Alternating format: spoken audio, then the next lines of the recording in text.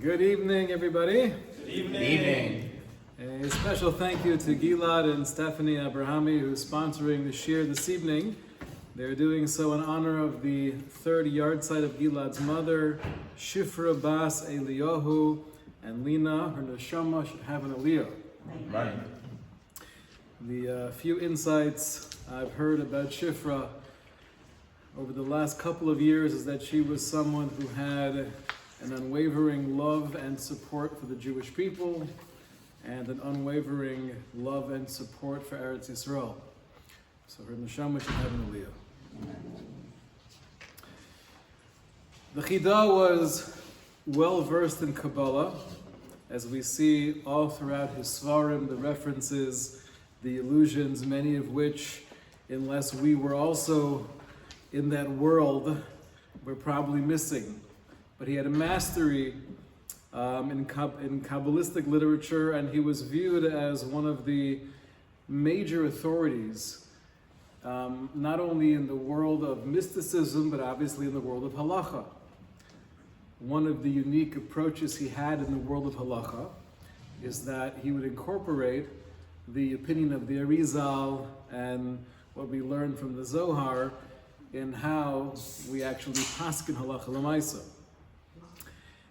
Now, we find two different qualities that give us a little bit of a direction. How does one get to a point in life where they're able and they're ready to learn Kabbalah, to delve into the deeper aspects of Yiddishkeit, and they're a kli, they're a vessel that can actually be mekabel that light in a healthy way? The Noam Elimelech, who was actually a contemporary of the Chida, he writes about the Chida that it must be Hashem placed the Chida into the world at the same time that there was the Haskalah and there was Kfira happening in Berlin.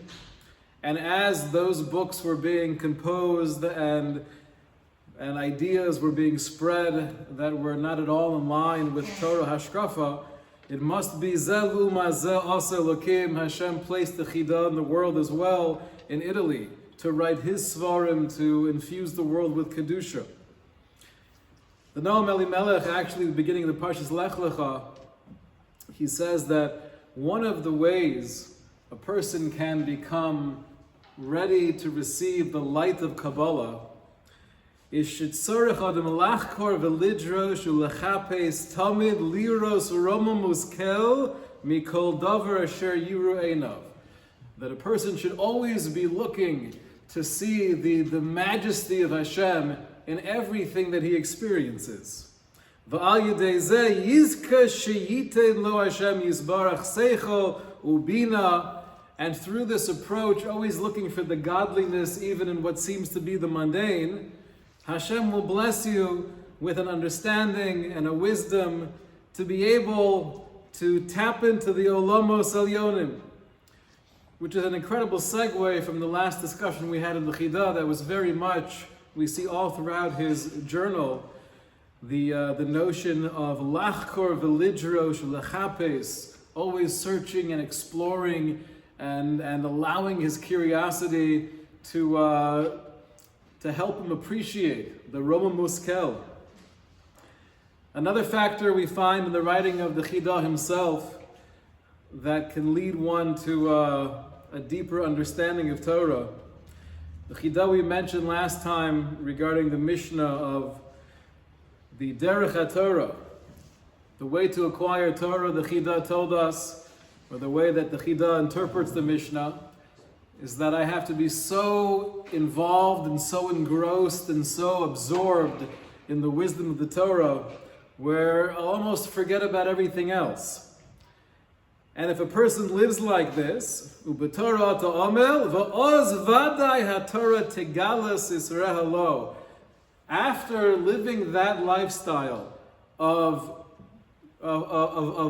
getting through all of the distractions and focusing on Torah, the Torah itself reveals its secrets to you. So we have two ideas. We have the Noam Elimelech being able to see Hashem in everything that allows one a Pesach into the world of Kabbalah, and we have the Chida himself, that an ongoing amelus and energy in Torah learning also opens one's eyes and one's heart to the Sisrei Torah. Throughout the past many centuries, we know that Kabbalistic literature has been more available, more accessible. And the Zohar actually tells us a famous line in the Zohar, source number 3, Begin the Asidin Yisrael mita me'ilona dechai. When Klal Yisrael will taste from the tree of life. De'ihu hai Sefer Zohar, the tree of life is referring to this Sefer Zohar. Then yipkun be min galusa birachme. When Klal Yisrael begins to do that, they will be redeemed from the present exile with compassion. Now, a superficial reading of the Zohar seems to indicate that the only way to grab onto the Eitz HaChayim, Ilona Dechai, is through delving into the Zohar. The Baal Tanya, though, explains, don't think it's limited to the Zohar. Shekol HaTorah HaNigles Lonu Levanenu Nikra Eitz Chayim. Baal Tanya teaches us that all of Torah is categorized as Eitz Chayim, as the tree of life. Below Sefer Zohar Levad. It's not just the Sefer Zohar. He goes on to explain, especially given the fact Shahaya Gonus B'Yamehem, the teachings of Reb Shimon Bar Yochai, as elucidated in the Zohar, those teachings were Gonus, they were hidden from the masses for the majority of our history. And even the greatest of Kabbalists, Haisos Nistora B'Yamehem V'Nelama Mikol Talmidei Chachamim, generally speaking, even massive Talmidei Chachamim did not necessarily have exposure to this wisdom. Ki'im liyachidei skula. There were only unique individuals that had a Masorah, they had training in the Chachma of Zohar and Kabbalah. V'af gam zos b'hatznei leches v'lo b'rabim. And even those who had the training, it was not about sharing it with everyone in shul and giving shirim online about these topics. It was b'hatznei leches, a very discreet and somewhat hidden way. Then the Baal Tanya quotes the Arizal, where the Arizal said, "The dafke bedoros elu ha'achronim." It's only in these later generations, muter u'mitzvah legala zosa chachma. Is it permissible? And it's actually a mitzvah to reveal this wisdom, but not in the prior generations, which is somewhat counterintuitive. We would assume, based on the general philosophy of Hiskatnu Hadoros, the farther we get from Ma'amad Har Sinai, so the less of that real ruchnius connection we have to Torah. If anything, the only people that should have the ability or permission to learn Kabbalah were the Rishonim, the earlier generations. It seems, though, that the idea is that as we get farther from that light, there's more of a need to allow this Or HaGonuz, this hidden, powerful light of Kabbalah, to penetrate our lives more than it was before, because we need it more than the earlier generations. V'gam, Reb Shimon Bar Yochai, even Reb Shimon Bar Yochai, when he was teaching all of the different ideas we have in the Zohar, Shelo nitnen rishus legalos, he says about himself, I was not given permission to reveal these concepts publicly. Rak lo ulechaverev levado. The only permission even the Rashbi had in sharing the teachings of the Zohar was for himself and for his small group of Yechidei Skula. Okay, so we have the general idea that seeing the Roma Muskel and everything, having that holy curiosity of the Chida can be helpful. Living a life where one is totally engrossed in Limud HaTorah to the point where the secrets of the Torah almost automatically come out. The Chida was obviously that individual. We see, though, from the Zohar and the Arizal that the spreading the light of Kabbalah seems to be connected to the Achiris Hayomim, the end of days, the bringing of the Geula. And the Arizal says that we only have permission to really explore these teachings B'doros Elu, in these generations, but not in prior generations. Was there a cutoff point? Is there any particular date we could point to and say, up until now, that was the earlier generations, they didn't really have permission, but mikan ve'elach, from here going forward, now there's more of an allowance.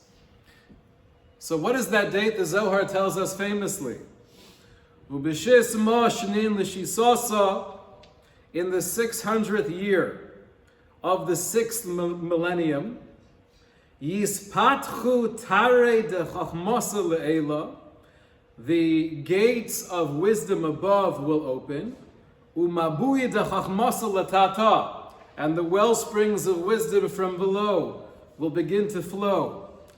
V'yisken Alma La'ola B'Shiva, and at that point, right, the 600th year of the 6th millennium, at that point, humanity will now prepare for the 7th millennium. This is alluded to, the Zohar says, in the Pasuk, when the Mabul begins to cover the surface of the earth. It says, B'shah sheish meyo shana l'chayei Noach. It was during the 600th year of the life of Noach, Nivku kol mayonos tehom rabba. At that point, all of the great well springs of water, they exploded, they burst forth. That, says the Zohar, is an allusion that in the year, right, 600 years after the beginning of the 6th millennium means the year 5,600. What does that correspond to? That's 1740. 1840. 5,500, wouldn't that be the... 1840. Now, if you take a look at the Leshem, Leshem says, Ubifrat, who was the Leshem, by the way? The Leshem was Reb Shlomo Elyashiv. He was the grandfather of Reb Elyashiv. And he was known as a great Kabbalist. In the Sefer Leshem, where he speaks about this idea of the making more accessible of Kabbalistic ideas, Bifrat Mishnas Taf Reish Ve'elech, especially from the year Taf Reish and on, like it says in the Zohar in Parshas Vayera that we just mentioned. Taf Reish Ve'elech. Okay, 1840 and on. Now it is interesting.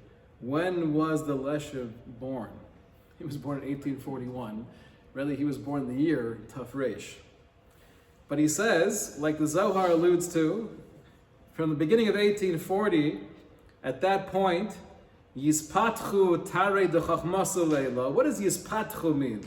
That all of the gates of wisdom will be open. Explains the Leshem, Ratzil Omar, Shenitein Rishus L'chol HaMishtokakim, that now permission is granted to all of those who desire Lihidabek Belokim Chaim, to attach themselves to the living God. Ulisasek B'chachmas Emes, to get involved with the Chachmas Emes, Lichnos V'litul Es Hashem Karoi. Meaning up until this time, even those who had a natural desire to connect with Kabbalistic ideas, the gates were not open. It was much more difficult to do so. From the year Taf Reish and on, there's a whole different reality. It's much more accessible. And he concludes the Leshem, he says, Lo haya kol zos kodem shnas Taf Reish. This was not the reality before 1840. Ki oz haya dayin sosum v'chosum. Somehow the world of Kabbalah was still closed and sealed. Elarak liyichidei skul levad. Where did I hear this from? I heard this quoted from Rabbi Yisrael Salanter. Now, because of this, there were definitely Gedolim who were of the opinion that the study of Kabbalah, although it might not have been part of the curriculum, so to speak, beforehand, but now as we're getting closer, we're in the Ikvisa de Mashiach, in the time of Geula, so perhaps now it should be more of a focus. And Rav Kook, in many places, suggests this. Rav Kook writes that Ke'ez Bizman HaYoser Korov Leketz HaYeshua, that nowadays, as we are getting closer to the time of redemption, Ke'ez Ezman Machayev Laharbos Kinyan B'Torah HaPanimis. This is a time where there's more of an obligation to acquire the Torah Panimis, the inner world of Torah. The Zohar that has made inroads, that has taught us incredible ideas. Hu v'chol tevuaso muchan hu livtoach pischei geula. It is now ready, it is available to help bring us towards Geula. And he quotes the same words of the Zohar. Begin the Sidon Yisrael mita milona dechaye. The time when we start tasting from the Eitz Hadas, the Eitz HaChaim rather, the tree of life, referring to the Sefer Zohar. At that point in time, then the Geula will come with Rachamim. We know not everyone agreed to this. There was much hesitation amongst other Gedolim. Right? How widespread should the study or the teaching of Kabbalah be? Rav Shamshon Raphael Hirsch, in the 18th letter of his 19 letters, he alludes to the study of the Kabbalah. And he speaks about a major concern that he had, which he feels historically led to much misunderstanding of Kabbalistic ideas. He writes that a form of learning came into existence, referring to Kabbalah, concerning which, and he speaks humbly, he says, as a layman, I dare not venture to express any opinion. However, if I understand correctly the little that I know, this form of learning is an invaluable source of the spirit of Tanakh and Talmud, but which was unfortunately misunderstood. The eternal progressive development which it taught came to be seen as a stationary mechanism, and the inner significance and depth were viewed as external dream worlds, which appealed to the emotions. Had it been correctly comprehended, says Rav Hirsch, it would have infused practical Judaism with incredible spirituality.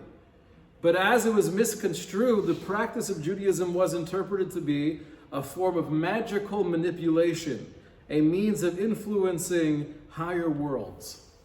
Meaning to say that if there's not a thorough and thoughtful understanding and education of what some of these Kabbalistic ideas are, I might walk away not understanding, but more detrimental, I might walk away with a whole warped picture and construct of what Judaism is.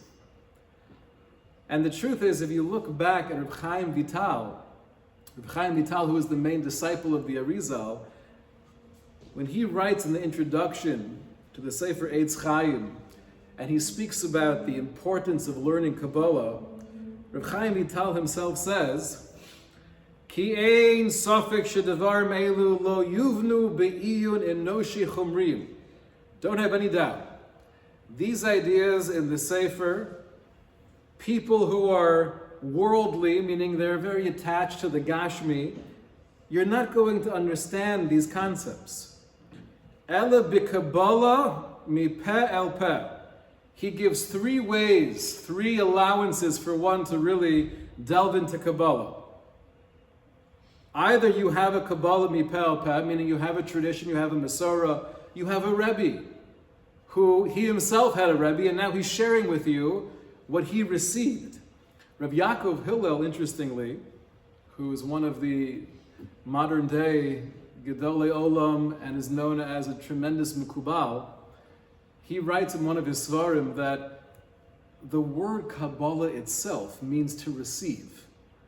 Within the word Kabbalah, we're basically being told, if you don't have a source to receive it from, don't do this at home. Don't do this by yourself. So one way to learn is Pel Pas, says Reb Chaim Vital. The second option is O mi pi Eliyahu. Or if Eliyahu Navi reveals himself to you and teaches you, that's also good. O mi pi haneshamos hamisgalim b'chol dor v'dor, or through the neshamos that reveal themselves in every generation.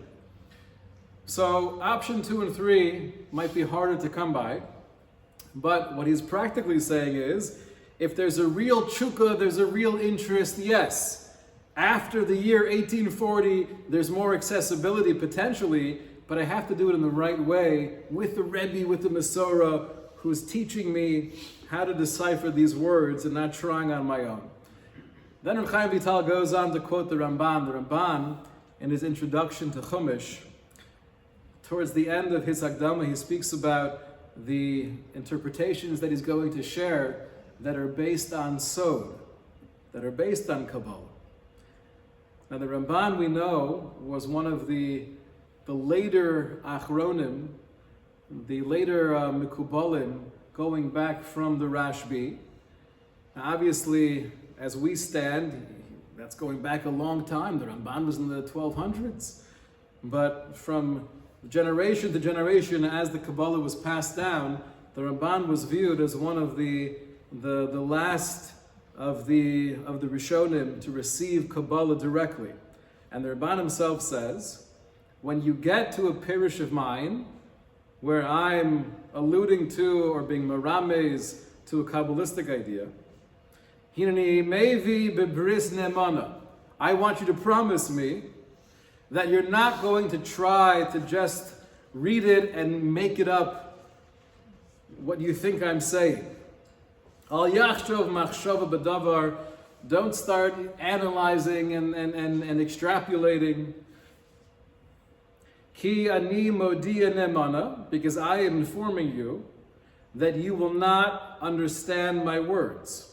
V'lo yodu klal b'shum seichel ubina. No matter how smart you might be, no matter how much knowledge of other aspects of the revealed Torah you might have, trust me, you're not going to get what I'm alluding to. Zulas mi pi mekubal chacham. And here the Ramban says the exact same idea as Reb Chaim Vital. If you have a Masorah, you have a teacher guiding you, kol hakavod. But otherwise, please don't have a sense of arrogance assuming you'll be able to decipher an area of Torah you've never learned before.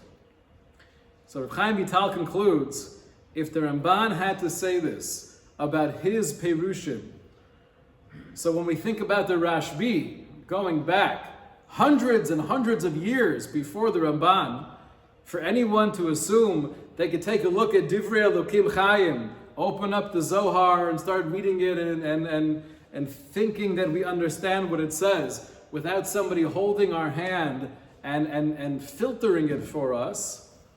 So obviously, that's not the hadracha, that's not the direction. So yes, it's more accessible, but it has to be done in the right way. The Chida himself had a very strong Masorah in Kabbalah. His great-grandfather, Bavram Azulai, he came from Morocco and he made Aliyah in 1559 to Eretz Yisrael, where he settled in Hebron. En route, his ship nearly capsized, and through Nisim he was saved. That's why, if you look, we have a picture of his signature. This is the way that Avram Azulai would sign his name. It looks very much like a boat. And it's said he bedafka created his signature to look like a boat to commemorate the miracle. He wanted to remind himself pretty much every day of his life the Hakar Satov that he had to HaKadosh Baruch Hu for saving him and allowing him to get to Eretz Yisrael safely. Rav Avram Azulai, the great-grandfather of the Chida, he was the author of the Chesed Avram, and he was a massive Mekubal himself.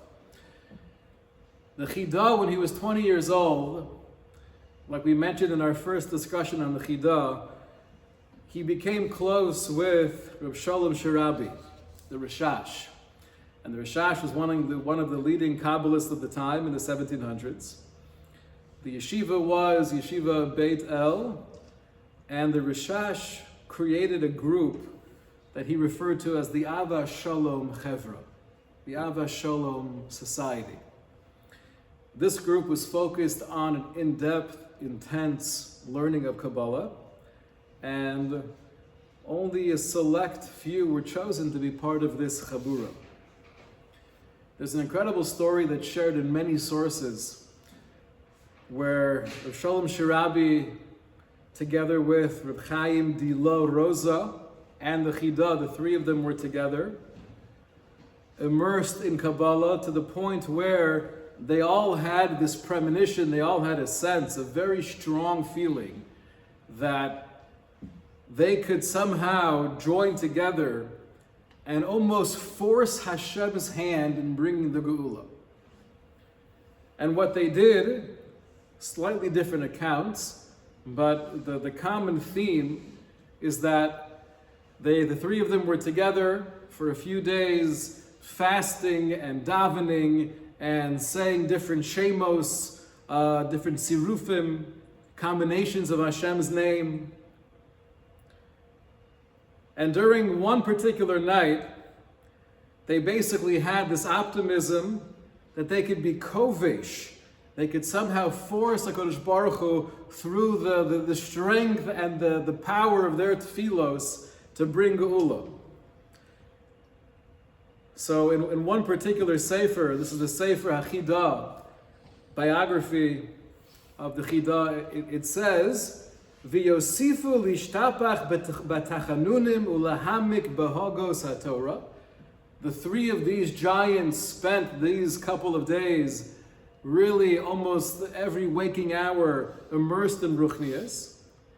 They awoke one night, b'chatzos halayla, and they decided to go in on top of the Beis Knesset, v'yispalu sham ish levado, and they broke up individually, and they davened with sincerity and intensity, yelling and crying for the Geula. There was a point where they felt they were coming so close until everything was stopped suddenly. There was a bas kol they all heard together at the same time. The bas kol basically shared the message, now is not the time for Geula, and mina shemayim, you will not be allowed to continue in this process. The three of them had to separate. The instructions from this bas kol was, we can't leave the three of you together because you're going to make trouble. Right? There's too much power over here. It's time to separate. But it gives you a glimpse, a little bit of an insight into the level of Kabbalistic mastery we're talking about. I want to share with you from the Chida's journal. We see here that beyond his own vast knowledge of Kabbalah, he had a very, very strong resistance to teaching Kabbalah to the masses or engaging in Kabbalistic conversation with those who he felt were not up to par. Page 6, he writes about a sukkah that he spent. This is during one of his shlichus, his missions. He spends a sukkah in Tunisia, and during the entire Yontif, I went to the Beis Knesset and I did the Nanuim, Al Pi Kavanas Arizal. I was Mekayim the mitzvah of Lulav based on the Arizal's instructions for how to shake the Lulav. And then he says, I also placed a piece of paper in the Aron that had Shemos, meaning Shemos of Hashem on it, V'lo hayu margishim, and nobody saw. So he had mystical practices that he would do, but the goal was to hide it from everyone else. Writes the Chida, when I first arrived, I was almost assaulted by this group of Mikubalim. They referred to themselves as Kabbalists. And they came to ask me questions, and they wanted to know if I'm representing the Yishuv in Eretz Yisrael, so perhaps I'm a Baki in Kabbalah. So I answered them back, I'm not a Baki, I'm not an expert, I don't know about Kabbalah. The exact phrase I said was, Ein kan Kabbalos. There's no Kabbalahs over here. Ein kan Kabbalahs. It could be that was his way of not saying explicitly, I don't know Kabbalah, avoiding real sheker, but he was trying to get the message across, don't hack me on Kabbalah. However, they wouldn't stop. These guys kept on pressing him. And they were mishtadlim l'chokorani to the point where I just had to run away from them. I had to hide from that group of Mikubalim. There was one particular member of that group, his name was Rav Ram, and the way he describes people throughout his journal is always incredible. How does he describe Rav Ram? Hamachzik atzmo l'rav mufla v'darshan godol umekuba, which means he views himself as an incredible Rav and a darshan and a makubal.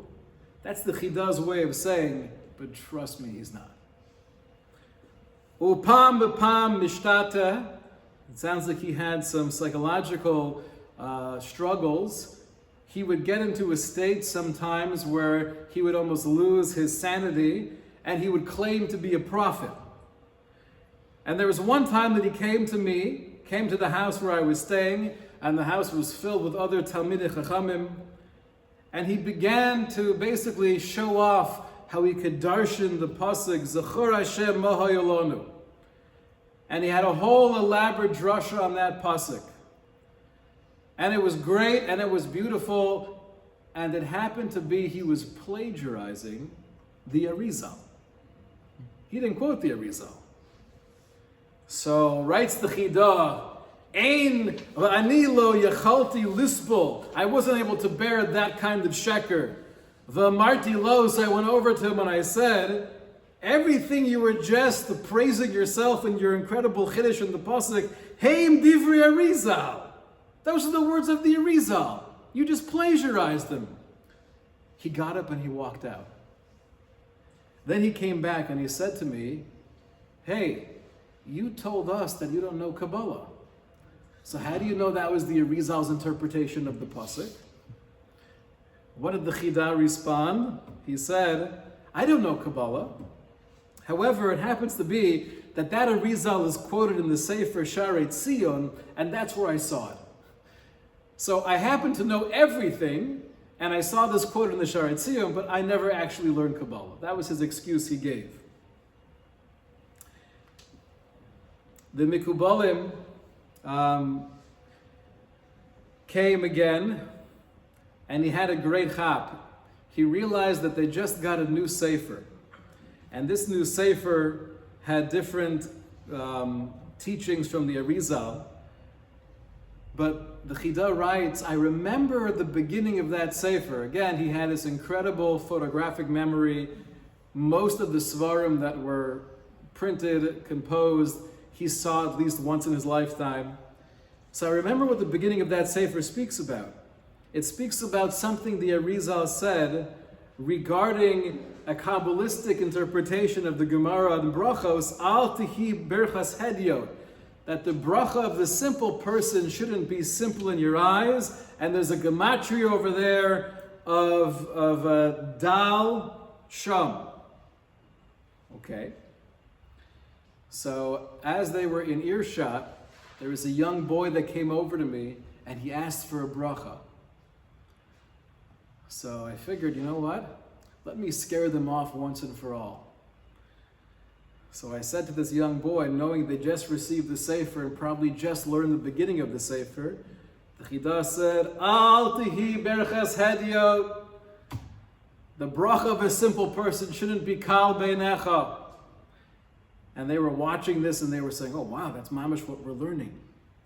And then the Chida turns to the group of the Mikubalim and he says, Dal mehacha, leave here.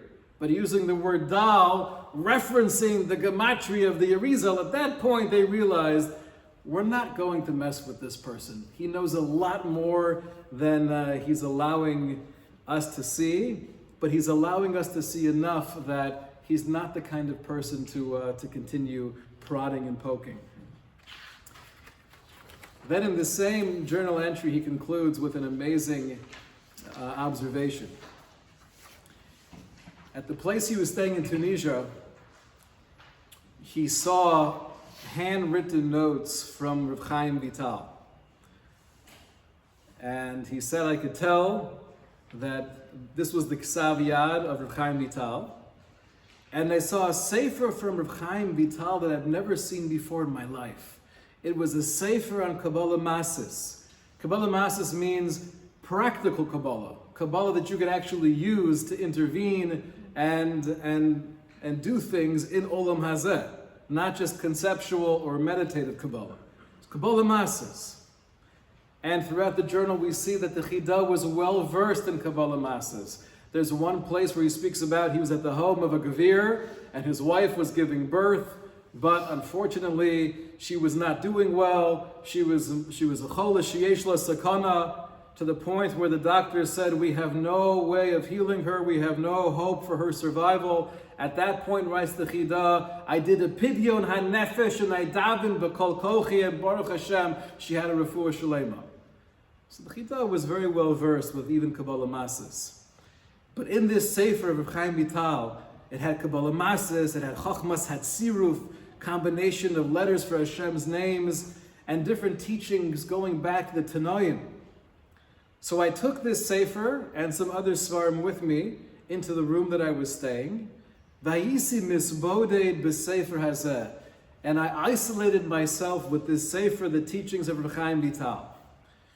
And just as I was about, the way he says this is so inspiring, just as I was beginning, lahovin kitzas b'derech hasoga, to get a little glimpse of a real hasoga, a grasp of what Reb Chaim Vital was saying. V'hayali hislavus godol. I had this incredible excitement. I had this fire burning within my soul.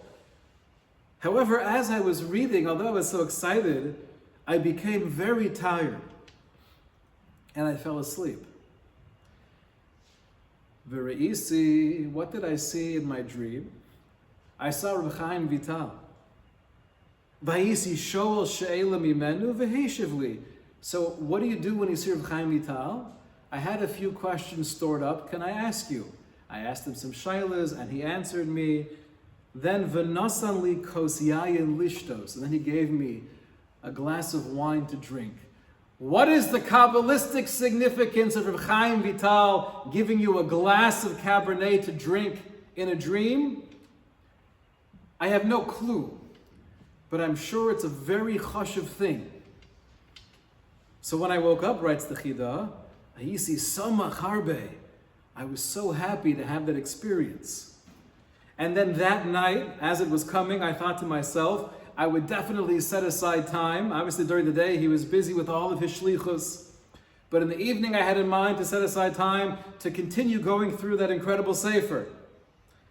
However, the entire night I was stuck at the table with the owner of the house, and I couldn't get up because that was part of my job representing Eretz Yisrael, trying to bring back some money for the yishuv. And this fellow Menashe, who was the Balabayas, and others were sitting around the table, and they were speaking about things, Shaloka Hogan, Schoch V'Hitol, Narishkeit. Can you imagine the frustration of the Chida? Kodesh Kadoshim. I just want to get back to reading this Ksav Yad of Reb Chaim Vital, and I'm stuck at the table talking about politics for 4 hours. Ad shebechol laila kemat chatzos ani botel. The entire night up until midnight, I felt I just wasted that time. I was listening and I was silent. And I wasn't in my own house. So I started thinking to myself, even now that the evening's over, and I have a chance to go back to that sefer of Chaim Vital, I got nervous. I got nervous that maybe because of the hours of bittul zman and wasted time and inappropriate conversation, and given the fact that I'm not in my house, I don't have my sense of stability and anchor, Shema chas v'sholom yili sakana. Getting back into this level of Kabbalah might be dangerous. And therefore I decided in the morning to give back that sefer to Reb Menashe, the Balabayas. And although I felt bad that I lost my opportunity to read it more, I forgot about it. And a few months went by and I traveled with my family. And then we went back to Eretz Yisrael. And then we settled in Hebron. And 3 years and 4 months went by until I went on my next shlichus, where he was now. And in my next shlichus, I went to Alexandria. And there I saw this fellow, Reb Menachem Mir. And he greeted me and he had 2 svarim of Kabbalah also. And to my amazement, one of the svarim was the exact same sefer that I saw years ago. The same sefer, the Ksav Yad of Reb Chaim Vital. And I said, where did you get this from? The odds of you having the exact sefer, the only copy I've ever seen of this, that I almost lost hope of ever seeing it again. So he had a whole elaborate story where he got it from and why it's now in his possession. So the Chida says, you should know, this is a very special sefer. You should guard it with your life. Don't ever let go of it. Don't ever let anyone borrow it. This is an incredible sefer from Reb Chaim Vital. And he said back to me, I'll tell you the truth, even though he was a Talmud Chacham himself, he said, I don't understand a word of anything this sefer is talking about. I've tried a couple times, but it's just totally beyond me. If you want it, you can have it. So the Chida said, if you twist my arm, I'll take it. Right? Okay. So he took the sefer. Now the amazing thing is, getting back to the beginning of his story when he first got to Tunisia and they wanted to know about whether or not he learned Kabbalah and they went through all of his belongings, they were searching his svarim. But he says here, this sefer from Reb Chaim Vital, I had in mind they might go through my belongings, so I hid it amongst my clothing so they wouldn't see it, and Baruch Hashem, they didn't check my clothing. So I still have that sefer, the Ksav Yad of Reb Chaim Vital. Is Kabbalah for everyone? So the answer is no. It depends. Is Kabbalah more accessible now than it was before? Yes, the Zohar itself says so. For the last almost 200 years, there's this opening. The Sharei Chachma are now ready to be opened wider. But I have to do so with a sense of humility, with a sense of responsibility, that if I have a tshuka, if I have a desire, I have a thirst for some of these ideas, I shouldn't shut that down, but I have to approach it in a way where I know I'll be getting the right information. Finding someone who could teach me, having a Rebbe who could show me. If it's not the deepest Kabbalah, that's also okay. Whatever might be matim for my level, that's a good place to start. But we see from the Chida himself that although he had a tremendous mastery and grasp of Kabbalah, he had no patience for sharing that Kabbalah with people who wouldn't appreciate it and who would likely misunderstand it. Shkoyach.